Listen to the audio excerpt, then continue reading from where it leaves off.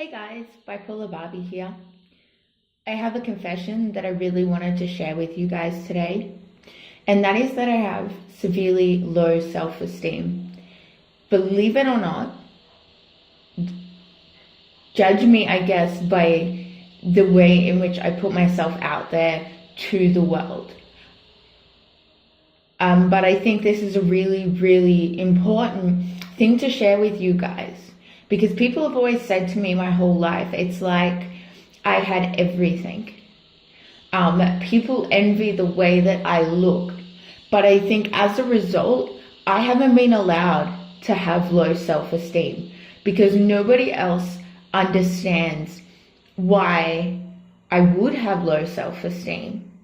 And there are lots of reasons for that I do explore in my other videos, such as, I guess, overwhelming feelings of inadequacy, a crippling fear of not being good enough, of failure, and the expectations that I put on myself on a level of functioning. Now, my psychiatrist always says to me, for a highly functioning individual, if you're used to functioning like up here at this capacity, and for example, mental illness makes you function at this capacity, like way down here, then what is in between that is distress, which really, I guess, reinforces all of these underlying beliefs that I have about myself.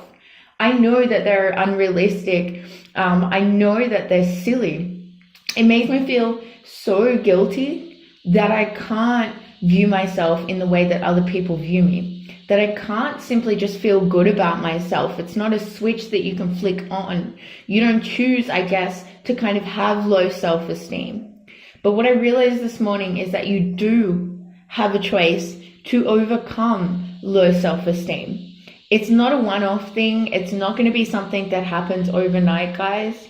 And aside from what I've been working on for a really long time, as far as like the psychological side of things with the fear of rejection and the crippling, feelings of inadequacy, I have also, I guess, been harboring this secret that I kind of hate the way that I look, that I hate myself in the way that no one else could possibly, I guess, ever understand.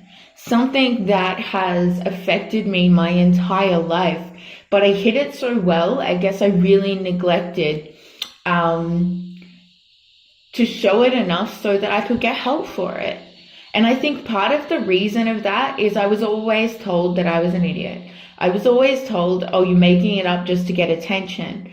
And I think the very few times that I reached out about it, like early in my life, in my early teenage years, I was always completely shut down by my friends, by anyone that I tried to speak to about it.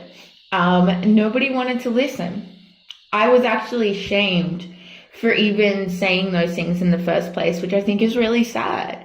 But all that did was mean that I had to suffer in silence for it. And I think regardless of your body shape, fat, skinny, tall, small, I don't know, we're all different, we're all unique.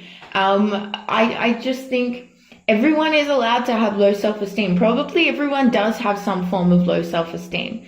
And I just want you not to judge a book by its cover, because someone like me, people say, oh, you're so confident, it's like, yeah, because I am hiding behind this mask, this persona that I put onto the rest of the world that I always have.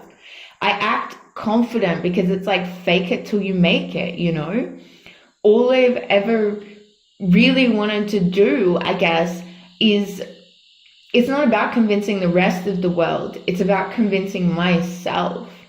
So I just wanted to share this with you guys because, you might not know that about me, but I found myself looking in the mirror today, as I often do, and I always pick out the flaws of everything about me. And this is the moment that I realized I did kind of have a choice.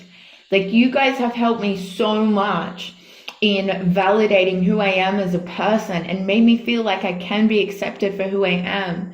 And, that has been a life-changing experience since I started all of this social media stuff. And I will always be grateful for that. Like, you guys have literally changed my life. I think in a way, When people objectify my body, when people objectify the way that I look, it makes me feel so uncomfortable to the point where I just want to hide away because I can't stand the way that people look at me. I can't stand the fact that people think because I want to feel good about myself and I want to look nice that I'm putting myself out there to be used and abused and objectified by the rest of the world. No. At the moment, I'm single and I'm not ready to mingle. I'm not even single in the sense that I am in a committed relationship to myself. I am learning to love myself, and I think that is the most important thing that a person can do. So when I caught myself this morning thinking about how much I wanted a nose job and a boob job that I have been fantasizing about since I was a little girl. And I thought, you know what? The first thing that I'm going to do when I start working again and get some money is going to correct those things. And I looked at myself in the mirror and I just had a little conversation with myself. I thought, you were an absolute idiot. There is nothing wrong with you or the person that you are. And when I read through the comments on my Instagram and people say to me that I am such an inspiration, I think sitting at home and secretly wanting to change everything about who I am when people really want to aspire to be me, it just, I had this moment of realization where I thought, you know what? Don't you dare ever change those things about yourself. Don't you ever manipulate your body. Don't let those thoughts enter your mind the same way that I am working on overcoming the psychological aspects of my really deepest inner fears. And that is the moment, I guess, that I decided right now, which is why I'm making this video, that I am going to commit myself to learning to love all of me, learning to accept every single aspect of me. And I really thought, I guess, that I was, but I kind of realized that I wasn't. So I think that's going to be one of my New Year's resolutions for next year. Again, this I don't give a fuck attitude. It is kind of who I am, and the older that I get, I really, give less fucks.